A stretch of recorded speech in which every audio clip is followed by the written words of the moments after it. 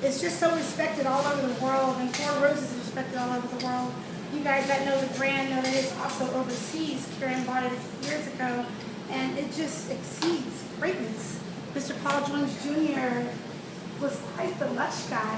He loved his bourbon, he loved his women. And if you guys know the story of Four Roses, you know this was kind of dedicated the name to a Bella he had a crush on. There was going to be a beautiful ball. He was going to ask for her hand. He asked her to show up and represent her exceptions in a certain way, and that was going to be with roses, hence the name of Four Roses. So I thought to myself, making this cocktail, what would Paul Jones Jr. give the Bella when she showed up? So here we go. Kentucky is known for its great soil. I chose rosemary. It's one of the most beautiful herbs. It gives great essence.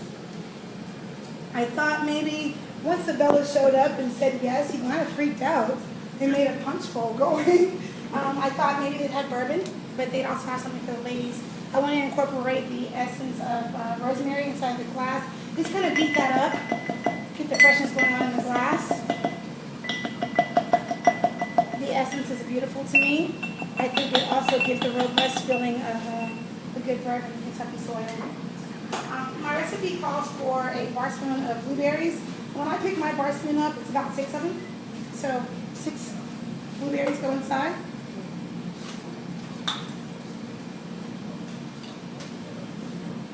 And these going together, I'm going to muddle them again and just kind of get that essence going again. You got some earthiness, the antioxidants going, the skin, the bitterness, and the rosemary.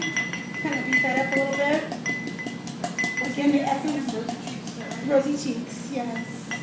When Paul Jones Jr. asked this woman for his hand, she came to the ball and she had her Four Roses on.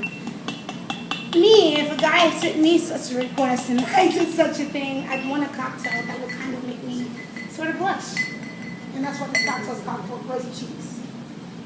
Peychaud bitters, one of my choices. I am Creole, I am Cajun. Louisiana does it best. It's one of the best bitters to me. It also binds the two, the herb, the bitterness. Also adds color to my cocktail. 3 dashes go in. And I didn't want to overdo this thing because I want to, again, enhance the freshness of the single barrel. I want to do bar spoons of the apricot liqueur, Marie Bizarre. Phenomenal blend to me. They're very consistent. It also can hold up the bourbon. I'm doing 2 bar spoons of apricot liqueur. So I'm kind of making like a little, I don't know, little sand.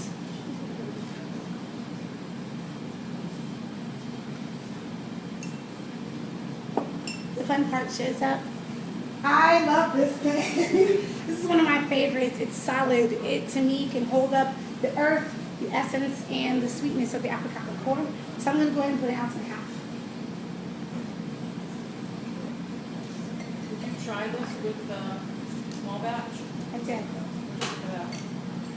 Light, fair. I still wanted to incorporate the love story of the 1800s and a woman drinking bourbon. I thought, man, if she's been drinking straight out of the cask, I'm sure she can handle a cocktail like this.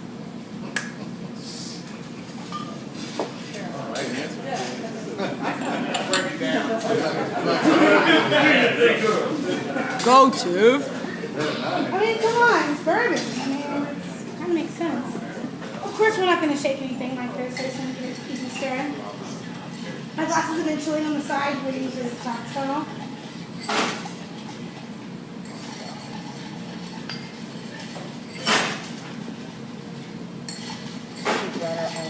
Glasses are nice and chilled and ready. So I don't think I've ever put appetite peychaud together before. Did you try that with any other bitters? I have. Angostura to me was a little too rough. Again, I want this to be approachable for the ladies. I'm thinking it was a punch. I'm thinking it's something that this Bella apparently would possibly love. Maybe share with her friends.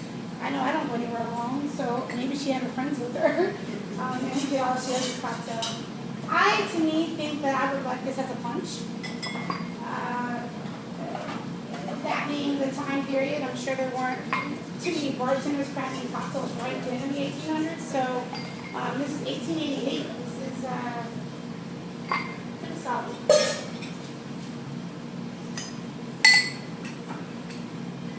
Of course, we're straightening it out, making it nice and clean.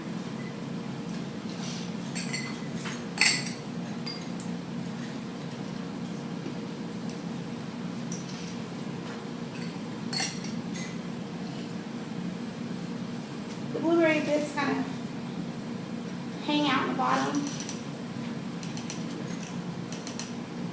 Get the bitterness of the skin, and also the flavor.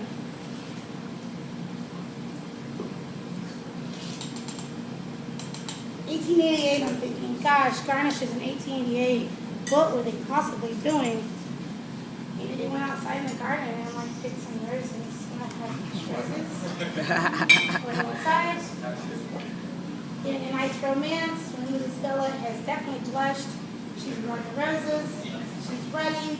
Paul Jones Jr. is ready. And a bourbon is about to begin. Cheers. Rosy Cheeks.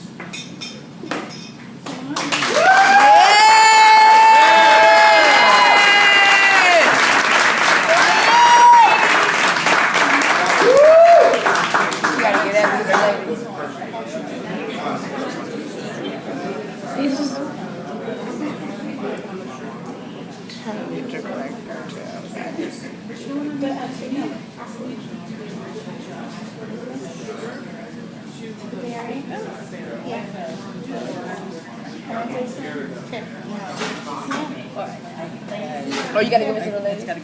Oh, yeah. No worries. Yes, ma'am.